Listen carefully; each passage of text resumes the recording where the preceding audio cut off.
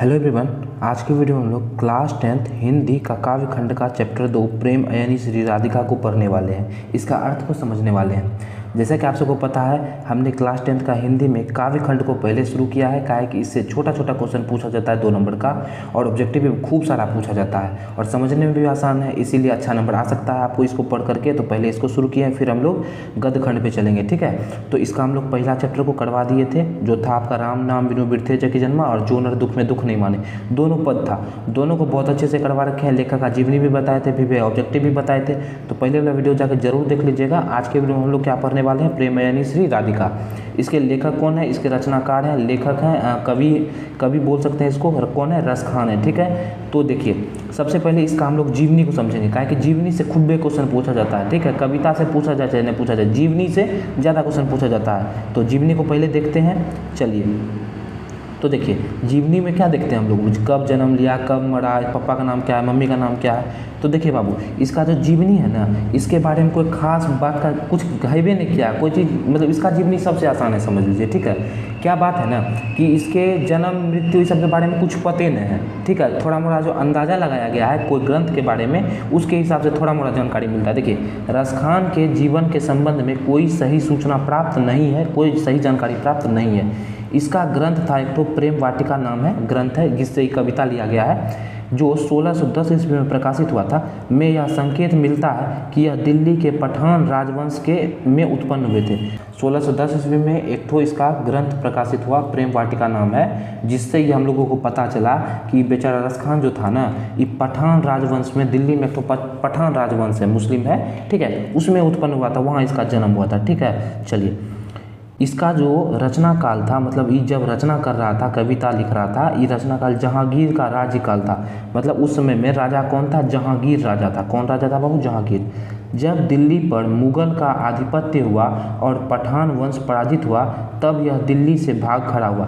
जैसे देखा ना कि पठान वंश हार गया, पराजित हुआ मुसलमान, मतलब मुगल से, तो वैसे ही दिल्ली से बोरिया बिस्तर समेट के भाग गया बेचारा। भाग के आ गया कहाँ, ब्रज भूमि आ गया, और ब्रज भूमि आ करके कृष्ण की भक्ति में तल्लीन हो गया, मतलब कृष्ण जी का भक्ति करने लगा। समझ गए। हुआ क्या कि जब मुगल दिल्ली पर मुगल का आधिपत्य हुआ, मुगल कब्जा कर लिया, तो वहाँ जो पठान वंश था वो तो हार गया।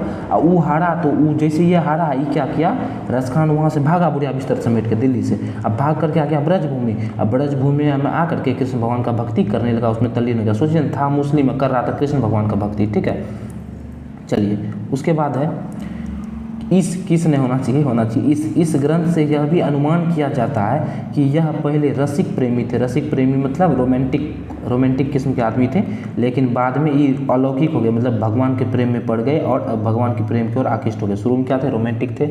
ठीक है, लेकिन बाद में ये भगवान के प्रेम में पड़ गए।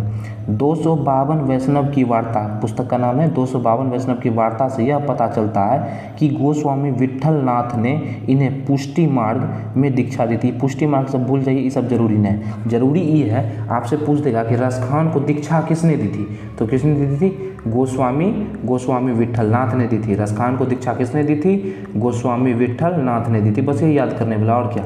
चलिए, इसका 2 सिर्फ आप लोग रचना याद करेंगे। पहला है प्रेम वाटिका, दूसरा है सुजान रस खान। सुजान रस खान अलग अलग नहीं है, आप तो इसी से याद कर लीजिएगा। सुजान रस खान किसकी रचना है, सुजान भी है, रस खान भी, किसकी रचना है, रस खान की है। प्रेम वाटिका और सुजान रस खान इसकी रचना है। ठीक है, प्रेम वाटिका में प्रेम निरूपण संबंधी रचना है। वैसे ये सब फालतू, ये सब नहीं याद करेंगे, कोई दिक्कत नहीं है। अगर सुजान रस खान में कृष्ण की भक्ति संबंधी रचना है, वैसे ये सब नहीं याद करेंगे तो कोई दिक्कत नहीं, लेकिन जो ऊपर में बताया उसको याद करना जरूरी है। और ये वाला लाइन जो ग्रीन से लिखा हुआ है, ये वाला, ये तो भी आई है। इनकी रचना से मुग्ध होकर, देखिए लिखे थे मुग्ध होकर, तो लिखा गया है मुग्ध होकर। ठीक है, तो मुग्ध होकर भारतेंदु हरिश्चंद्र ने इन्हें कहा था, इसको क्या कहा था, इन मुसलमान हरिजन पे कोटिन हिंदू वरीय। आपको पूछ देगा, इन मुसलमान हरिजन पे कोटिन हिंदू वरीय किसने कहा था रस खान को, किसने कहा था, भारतेंदु हरिश्चंद्र ने कहा था। आप पंक्ति की तरफ चलते हैं, पंक्ति को समझने का कोशिश करते हैं। देखिए, पंक्ति आपका प्रेम अयनी श्री राधिका, मतलब ये जो अयनी मतलब होता है खजाना, तो हेडिंग है इसका प्रेम की खजाना राधिका। ठीक, देखिए लिखा गया है प्रेम अयनी श्री राधिका प्रेम वरन नंदनंद।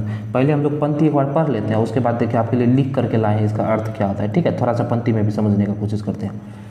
क्या लिखा है, प्रेम अयनी श्री राधिका प्रेम वरण नंदनंद। देखिए अयनी, अयनी मतलब होता है खजाना, तो बोला जा रहा है कि राधिका जो है प्रेम की खजाना है, प्रेम वरण नंदनंद। और नंदनंद, देखिए ये एक नंद मतलब हुआ नंद जो कृष्ण जी के पिताजी थे, और नंद मतलब हुआ लाल बेटा, ठीक है। तो बोल रहा है नंद के बेटा को कि नंदनंद क्या हुआ, तो नंद का बेटा को नंदनंद बोलेंगे, मतलब नंद के नंद, ई नंद मतलब हुआ पप्पा जो है उसका नाम था नंद, और दूसरा नंद मतलब हुआ बेटा उसका, ठीक है। तो बोल रहा है कि राधिका जो है वो प्रेम की खजाना है, और कृष्ण जो है नंदनंद मतलब कृष्ण, कृष्ण जो है प्रेम के रूप है। तो कौन प्रेम का रूप है, कृष्ण जी। कौन प्रेम की खजाना है, राधिका। यहाँ से ऑब्जेक्टिव बनता है, प्रेम वाटिका के दो मालिन मालिन द्वंद्व। जैसे देखिए फूल का वाटिका होता है ना, तो वैसे ये लोग जो है रसखान जी जो है कल्पना किए हैं कि कोई एक प्रेम की वाटिका है, और उसके दो माली मालिन जो है, मतलब जैसे फूल का बगीचा होता है तो माली मालिन का क्या काम है, माली मालिन का काम है कि उसका देखभाल करेगा, सुरक्षा करेगा, कहीं पौधा बढ़ गया तो उसको काटेगा, पेड़ में पानी देगा, यही सब काम है। तो वैसे प्रेम का जो वाटिका है पूरा संसार, इसका जो रक्षक है, जो प्रेम का प्रतीक है, वो कौन है, माली मालिन कौन है, ये दोनों है, कृष्ण जी और राधिका जी। मोहन छवि रसखानी लखी अब दृग अपने नाही, मतलब कहते हैं कवि कि जब से इन दोनों के छवि को कवि ने अपने नेत्र से देखा है, अपना नेत्र को उनसे हटा ही नहीं पा रहे हैं, उनका अपने मन को उनसे अलग कर ही नहीं पा रहे हैं। आँचे आवत धनुष से छूटे सिर से जाही। कवि कहते हैं कि जैसे धनुष से कोई बाण छूटता है तो अपने लक्ष्य की ओर आकर्षित होता है, जिस प्रकार धनुष से कोई बाण छूटा तो लक्ष्य की तरफ जाएगा, अपना लक्ष्य की ओर आकर्षित होगा, वैसे कवि का जो नयन है, कवि का जो मन है, वो कृष्ण और राधिका की तरफ आकर्षित होता है, ठीक है। जो मन मानिक ले गयो चित्तचोर नंदनंद। देखिए यहाँ पर से एक खतरनाक ऑब्जेक्टिव बनता है, ठीक है। चित्तचोर, चित्तचोर किसको बोला जाता है, मन को। चित्त मतलब होता है मन, चित्ते मतलब मन होता है, ठीक है। चोर मतलब तो जानवे करते चोर होता है। तो नंद नंद मतलब हुआ कृष्ण, तो कवि ने कृष्ण को क्या बोला, चित्तचोर बोला, मतलब मन को चुराने वाला बोला। तो बोल रहे हैं कि कवि बोल रहे हैं, कवि बोल रहे हैं कि चित्तचोर मतलब नंद ने जो है कवि के मन को चुरा ले गया है। अब कोई चीज़ आपके पास से चुरा के लेके चले जाएगा तो आपके पास वो चीज़ रहेगा, नहीं रहेगा तो बस उसी के बाद अगला पंक्ति लिखे हैं, अब बे मन मैं क्या करूँ पड़ी फेर में फंद। देखिए अब बोल रहे हैं कभी कि अब तो मेरा मन को चुरा के जो लेके चला गया, तो अब तो मेरा मन बेमन हो गया, मतलब मेरे पास मन बचा ही नहीं है, मैं बेमन हो गया हूँ, तो अब मैं करूँ तो करूँ क्या। जो भी था, जो भी तो चीज़ होता है मने से न होता है, तो अब इसका मने चुरा के लेके गया, दूसरा चीज़ में मने लगता था, अभी करे तो करे क्या। तो ये कृष्ण के भक्ति में फेर में फंस गए, ठीक है, मतलब समस्या में फंस गए। प्रीतम नंद किशोर जा दिन ते नैनी लगायो। प्रीतम नंद किशोर मतलब कहते हैं हे कृष्ण जी, हे कृष्ण, जब से मैंने आप पर नयन लगाया है, मन पावन चित्तचोर पलक ओट नहीं करी सको। जब से मैंने आप पर नयन गड़ाया है, नयन लगाया है, तब से मैं अपना पलक झपका ही नहीं पा रहा हूँ, ठीक है। तो ये इस पूरे पंक्ति में बोला गया। अब इसको एक बार और पढ़ते हैं अर्थ की दृष्टि से, ठीक है। तो कवि रसखान कहते हैं कि राधिका प्रेम स्वरूपा है, मतलब वही प्रेम की खजाना है, प्रेम स्वरूपा है, तो कृष्ण प्रेम का रूप है, ठीक है। प्रेम का रूप कौन है, कृष्ण है। यह दोनों प्रेम रूपी वाटिका के माली मालिन के समान है। प्रेम रूपी वाटिका के कौन है, ऐसे आपको ऑब्जेक्टिव पूछ देगा कि कवि ने प्रेम रूपी वाटिका का माली मालिन किन्हें कहा है, तो कृष्ण, और माली कहा है कृष्ण को, और मालिन कहा है राधा को, इस तरह से पूछ देगा। कवि रसखान ने जब से इन दोनों की छवि देखी है, उनकी आंखें उन दोनों को देखते रहती है, हट भी नहीं करता है आँख। जिस प्रकार एक बार धनुष से बाण छूटने पर वापस नहीं आता, उसी प्रकार कवि के नयन ने जब से इन दोनों को देखा है, तब से इनके नेत्र उनसे हटे ही नहीं हैं। श्री कृष्ण ने उनके मन को चुरा लिया है, जिसके कारण वे बेमन हो गए हैं। कि श्री कृष्ण ने क्या है, उनके मन को चुरा लिया, जिसके कारण उनके पास मन खत्म हो गया, मन बेमन हो गया। कवि कहते हैं कि वह इस प्रेम के जाल में बुरी तरह से फंस चुके हैं। रसखान अपनी विवशता प्रकट करते हुए कहते हैं कि जिस दिन से उनके दर्शन हुए हैं, उन्होंने उनका मन चुरा लिया है। फलतः हर क्षण कृष्ण एवं राधा के रूप सौंदर्य को अपलक मतलब होता है बिना पलक झपकाए देखते रहते हैं। यही चीज़ हम आपको ऊपर भी बताए थे, यही चीज़ यहाँ लिखा हुआ है। इसका PDF आपको डिस्क्रिप्शन बॉक्स में मिल जाएगा, बिल्कुल फ्री में, एक पैसा भी नहीं लगेगा आपको, बिल्कुल फ्री में आप डाउनलोड कर सकते हैं। ऐसा सिर्फ हिंदी में नहीं होता है, हर एक सब्जेक्ट में आपको PDF बिल्कुल फ्री में मिल जाता है, ठीक है। नोट समझ लीजिए इसको। तो अगला पंक्ति है आपका, या लकुटी अरु कमरिया पर ताज तिहुपुर की तजी डाड़ो, आठों सिद्धि नवो निधि को सुख नंद की गाय चराई बिसाड़ो। देखिए इसमें बोला लकुटी मतलब पहले समझते हैं, लकुटी मतलब होता है लाठी, गाय चराने वजह लाठी होता है, उसी को लकुटी बोलते हैं। और कमरिया मतलब होता है कंबल। तो कवि बोल रहे हैं इसमें, ठीक है, कि जो है ना एक तरफ रख दिया जाए कृष्ण भगवान का गाय चराने वाला लाठी और कृष्ण भगवान जो कंबल ओढ़ते हैं कंबल कृष्ण भगवान का, और दूसरे तरफ रख दिया जाए तीनों संसार का, तीनों लोक का सुख रख दिया जाए, तीनों लोक का राज सिंहासन रख दिया जाए, तो हम ये लाठी और कंबल को लेने में जरा भी संकोच नहीं करेंगे। हम ये लाठी कंबल को चुन लेंगे और ये पूरा संसार का सुख को खत्म कर देंगे।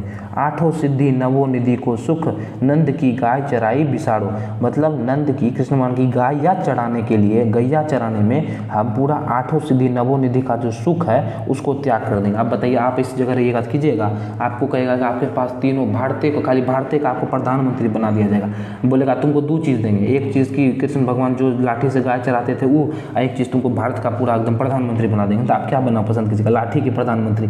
तो हमको तो उम्मीद है आप लोग प्रधानमंत्री बनना पसंद कीजिएगा, लाठी वाठी नहीं, ठीक है। अगला पंक्ति है, रसखानी कबो इन आखिन सो ब्रज के बनबाग तड़ाग निहारो, कोटिक रो कलधौत के धाम कडिल के कुंजन ऊपर वालो। देखिए रसखान बोल रहे हैं कि जब से उनकी आँख ने ब्रज के वन बाग मतलब बगीचा हुआ, तड़ाग मतलब तालाब, तो जब से उनकी आँख ने ब्रज के तालाब हुआ, बगीचा हुआ, इसको निहारा है, देखा है, तब से उनको ये जो महल का सुख होता है, कलधौत मतलब होता है सोना, तो सोना का जो महल का सुख होता है वो भी उनको तुच्छ प्रतीत होता है, ठीक है। वो ऐसा सोचते हैं कि ऐसा दृश्य हमको देखने के लिए यदि हमको कांटा वाला कटीला झाड़ी में भी सोना पड़े, कटीला झाड़ी में भी रहना पड़े, तो वहाँ भी रहना ठीक है।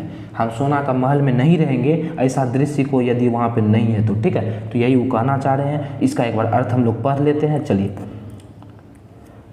कवि रसखान कहते हैं कि अगर मुझे श्री कृष्ण की लाठी और कंबल मिल जाए तो उनके आगे तीनों लोगों के राज्य को न्यौछावर कर दूंगा। मतलब कि यदि उनको सिर्फ कृष्ण भगवान का गाय चराने वाला लाठी और कंबल मिल गया ना, तो ये जो है तीनों लोग का जो राज्य है उसको त्याग देंगे, न्यौछावर कर देंगे।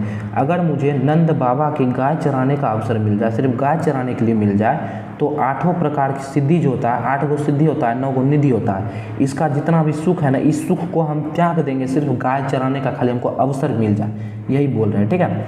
उसके बाद है समय, अच्छा उसके थोड़ा सा ऊपर, सिद्धि नवो जरा भी कष्ट महसूस नहीं होगा। कवि क्या होना चाहिए, कवि का कहना है कि जब से ब्रज के वन तालाब को देखा है तब से इन्हें ऐसा लगता है कि इस दृश्य के समक्ष करोड़ों सोने के महल भी तुच्छ है। मतलब सोना का जो हजारों करोड़ों महल भी जो है ना, सुंदरता का आगे बेकार है, तुच्छ है। कवि, यहाँ देखिए कवि को कवि लिखा गया है सब जगह, ठीक है, कवि होना चाहिए। कवि कहते हैं कि अगर उन्हें इस दृश्य को देखने के लिए कटीली झाड़ियों पर या लताओं पर भी रहना पड़े तो वे वहाँ रहने में जरा भी संकोच नहीं करेंगे। तो इस तरह से आपका ये जो चैप्टर है कंप्लीट होता है, ठीक है। तो इस प्रकार कवि ने अपने कृष्ण के प्रति भक्ति को इन दोनों पदों में व्यक्त किया है। इस प्रकार जो है पूरा दोनों पद में कृष्ण के प्रति जो भक्ति है उनको दर्शाया है। हमको उम्मीद है कि आज का जो वीडियो है आपको बहुत ही अच्छे से समझ में आया होगा, पूरा का पूरा पद समझ में आया होगा। तो वीडियो को लाइक कर देंगे और देखिए इसका PDF आपको हमारे टेलीग्राम चैनल पे भी मिल जाएगा और डिस्क्रिप्शन में भी मिल जाएगा। और टेलीग्राम चैनल का नाम यही है, जो आपका यूट्यूब पे चैनल का नाम है ना, वही टेलीग्राम पे भी है। तो दोनों जगह सेम ही चैनल का नाम है, तो वहाँ जाकर टेलीग्राम से जुड़ जाएंगे और PDF ले लेंगे। कभी कभी होता क्या है ना कि डिस्क्रिप्शन से डाउनलोड नहीं होता, तो टेलीग्राम से तो होना है, तो टेलीग्राम से इसी वजह से आप लोग जुड़ जाएंगे, ठीक है। तो उम्मीद है आपको वीडियो बहुत ही अच्छा लगा होगा, बहुत ही पसंद आया होगा। वीडियो को लाइक कर देंगे, चैनल को सब्सक्राइब कर देंगे और अपने दोस्तों में भी शेयर कर देंगे। तो कल हम इसका ऑब्जेक्टिव क्वेश्चन लेकर के आने वाले हैं। कैसा ऑब्जेक्टिव क्वेश्चन लेकर के आने, VVI ऑब्जेक्टिव क्वेश्चन, ठीक है। तो उसको ज़रूर से ज़रूर देखेंगे। तो मिलेंगे आपसे कल के वीडियो में ऑब्जेक्टिव क्वेश्चन के साथ में। तब तक हंसते रहिए, मुस्कुराते रहिए। जय हिंद, जय